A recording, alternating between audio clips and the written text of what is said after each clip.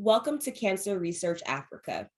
Cancer Research Africa is pleased to present our special segment that will introduce next generation of African cancer scientists.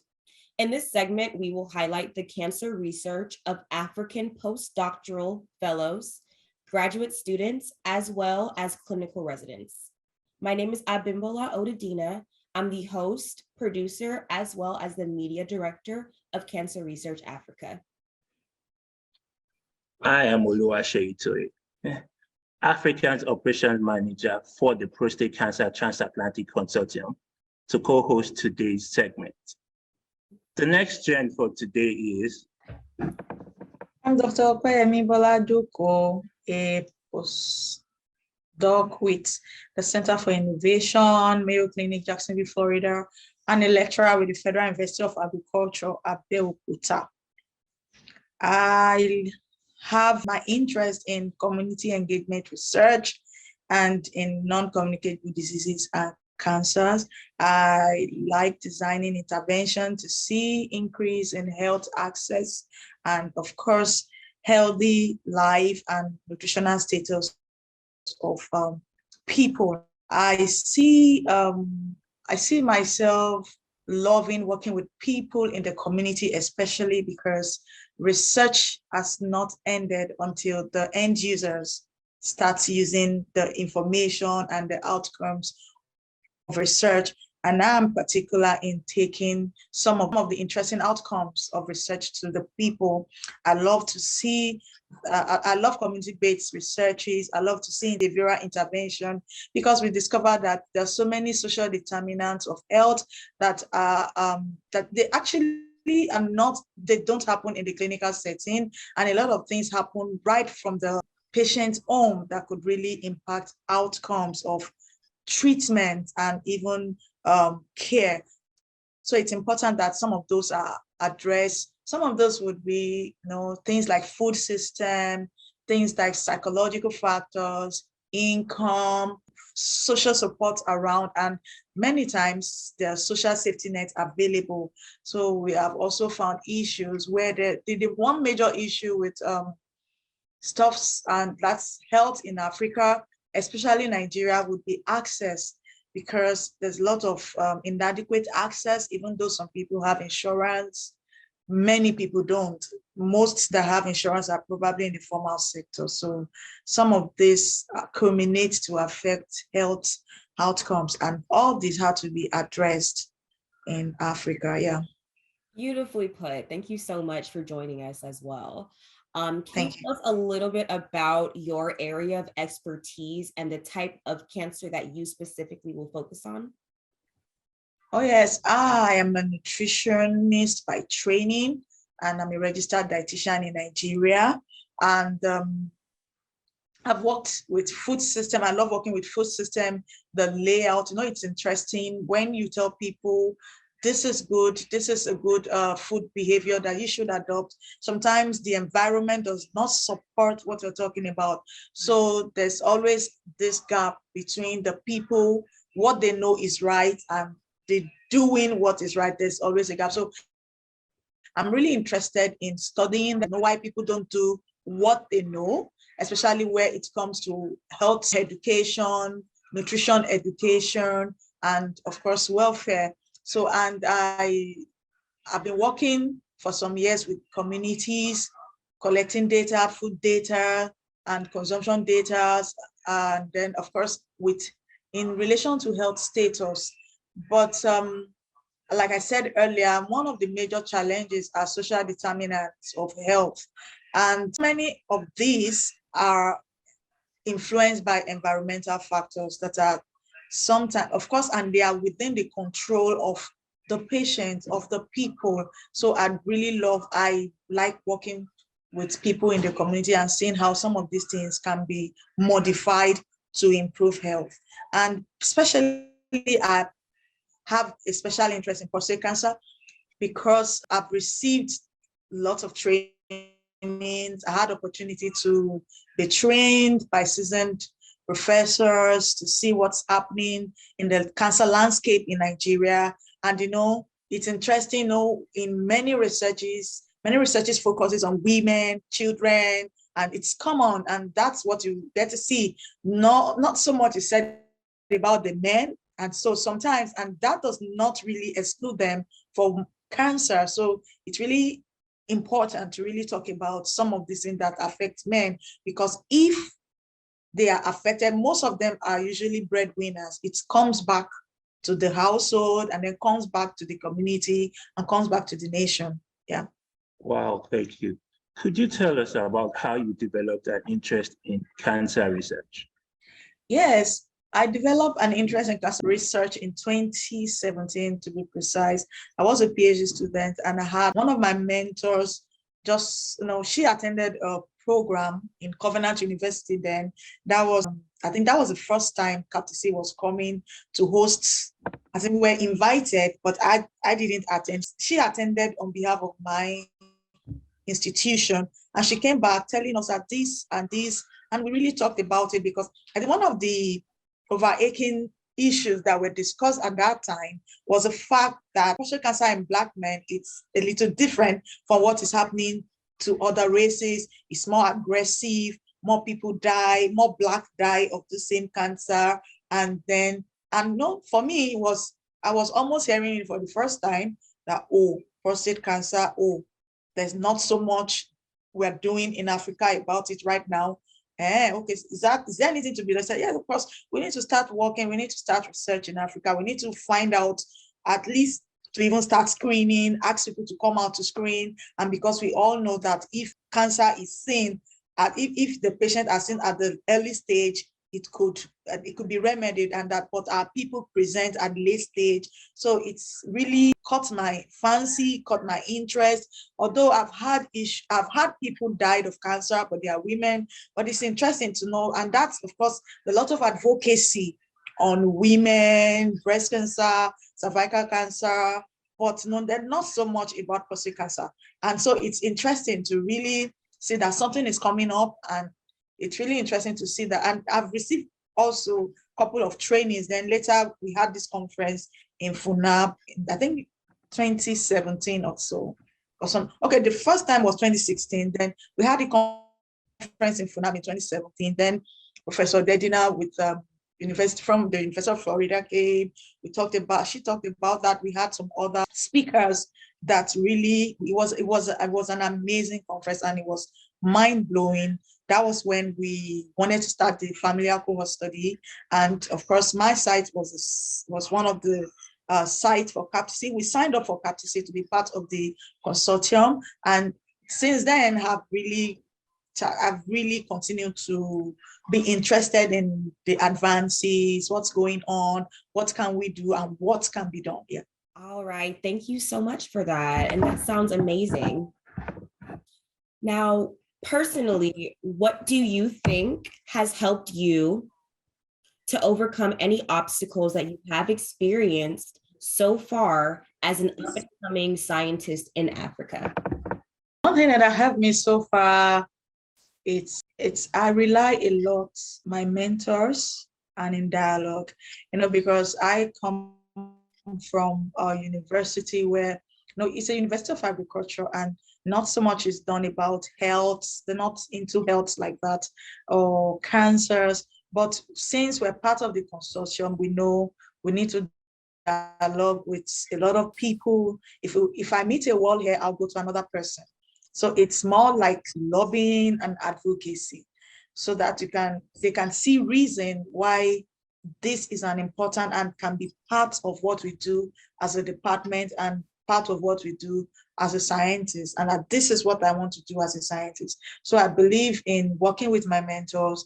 I believe in dialoguing. I believe in lobbying to get the chance to be trained, to go for trainings, to go for conferences, everything I need to be a scientist. Thank you for sharing that with us. Please briefly describe the most impactful research that you have worked on so far, including the reason the research is important to African cancer patients. Yeah, the very important one that we have worked on so far is though it's still ongoing, is the familial cohort study. the familial cohort study started with the community living men.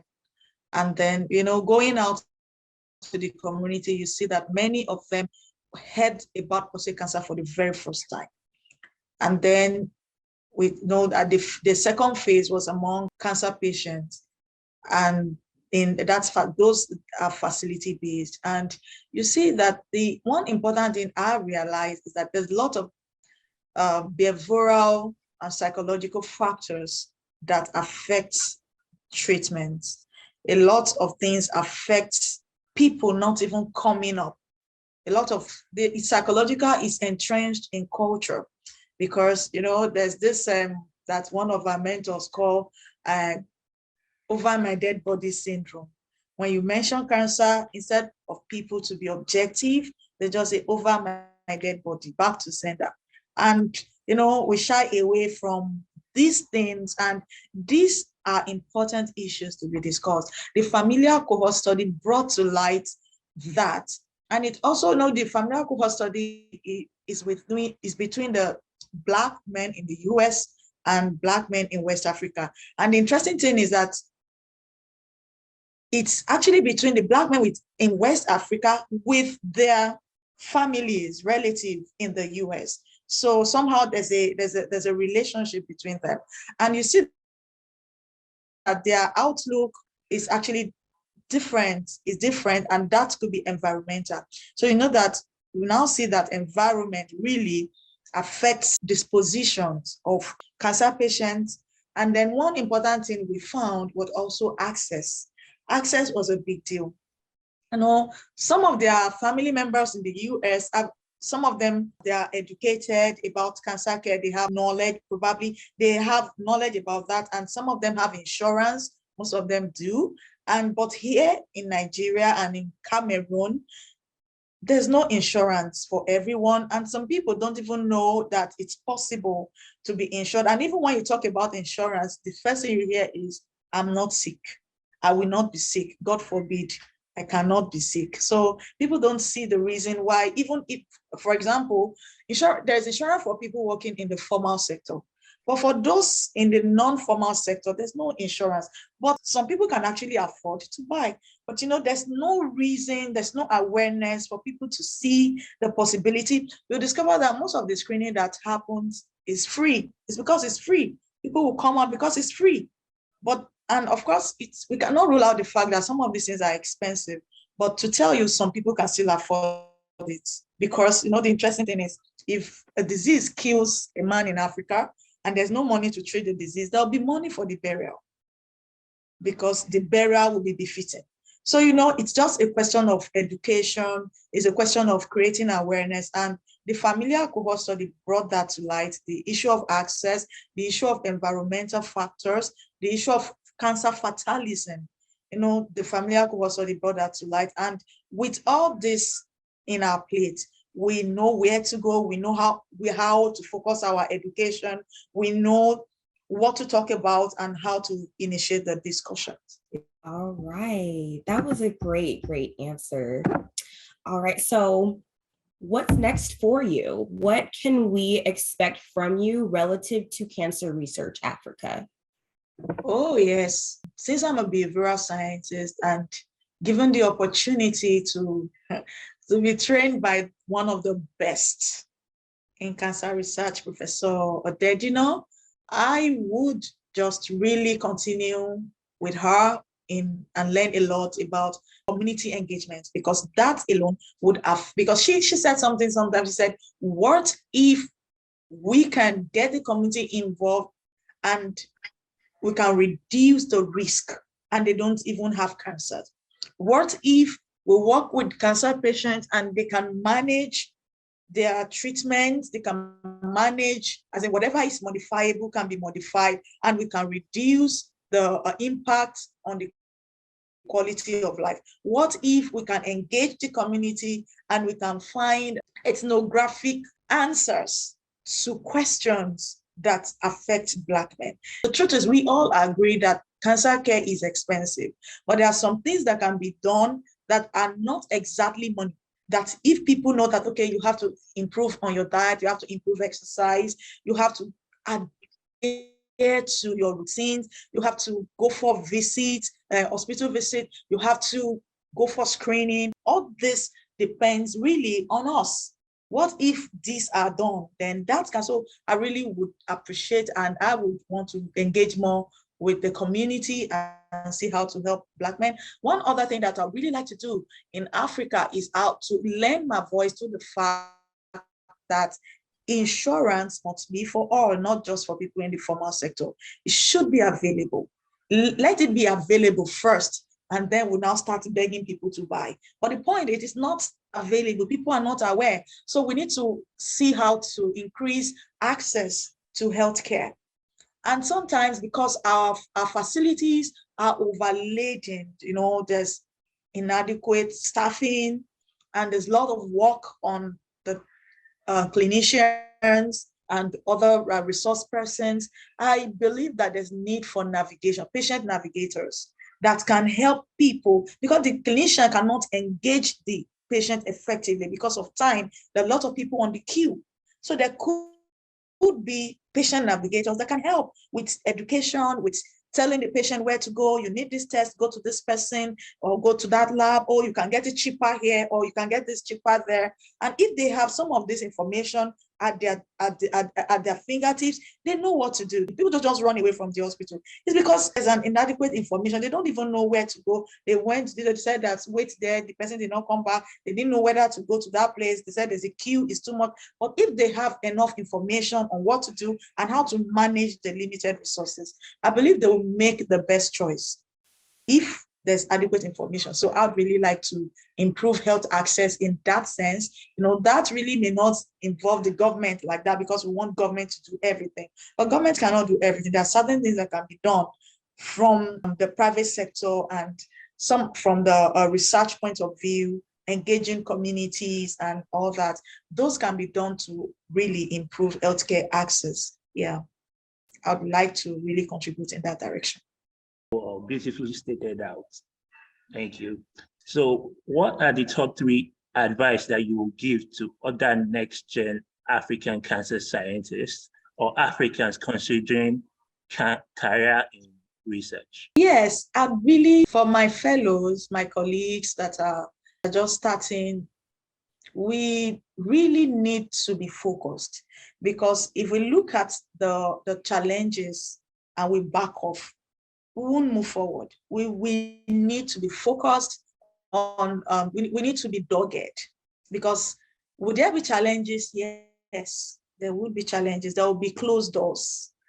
Sometimes you knock, they open, and they just close it back at you.